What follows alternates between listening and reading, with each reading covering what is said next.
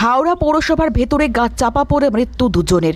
মুখ্য পুর প্রশাসকের দফতরের সামনে ইউক্যালিপটাস গাছ আচমকাই ভেঙে পড়ে ভোরবেলা। উমেশ মাহাতো, নূর মোহাম্মদ নামে দুই কর্মী চাপা পড়ে। এদের মধ্যে একজন স্থায়ী এবং অন্যজন অস্থায়ী কর্মী বলে জানা গিয়েছে। ঘটনাস্থলে পুলিশ এসে দুজনকে উদ্ধার করে হাওড়া জেলা হাসপাতালে নিয়ে গেলে কর্তব্যরত চিকিৎসকরা দুজনকে মৃত বলে ঘোষণা করেন। দেহ দুটি ময়না তদন্তের জন্য মর্গে পাঠানো হয়েছে এবং খবর দেওয়া হয় পরিবারের লোকজনকে। খবর পেয়ে ঘটনাস্থলে ছুটে আসেন পৌরসভার প্রশাসক মণ্ডলীর চেয়ারম্যান সুজয় চক্রবর্তী। গাছটি অনেকদিন ধরেই হেলেছিল। অফিস টাইমে এই ঘটনা ঘটলে আরও অনেকে জখম হবার সম্ভাবনা ছিল। বিপর্যয় মোকাবিলা দফতরের কর্মীরা গাছটি সরাবার কাজ শুরু করেছে। বুধবার আনুমানিক সকাল ৬টা নাগাদ ঘটনাটি ঘটে।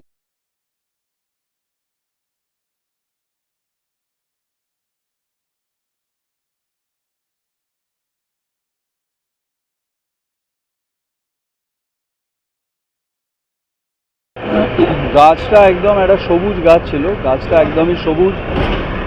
আপনারা দেখলে দেখতে পাবেন একটা গ্রিন ট্রি। এটা ভেরি আনফর্চুনেট যে গাছটা হঠাৎ করে পড়ে গেছে এবং যারা মারা গেছেন তারা রাস্তার মানে উল্টো সাইডে বসেছিলেন, গাছ উল্টো সাইডে ছিল। এতই দ্রুত গাছটা হঠাৎ পড়েছে যে তারা সরে যাওয়ার আনফর্চুনেটলি টাইম পায়নি।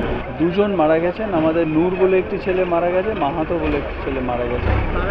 এবারে ওনাকে চা আনতে পাঠালাম, নূর ইসলাম চা নিয়ে এসে আমি উমেশ মাহাতো যে মারা গেছে, নূর তিনজনে চা খেয়ে আমরা তিনজনেই বসে একটা পেপার নিয়ে একটা নূর ইসলামকে দিলাম আর একটা আমি পড়ছি, আর উমেশ পিছনে মোবাইল দেখছে।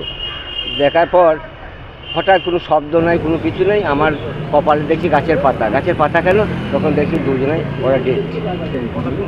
ওটা ওই 5টা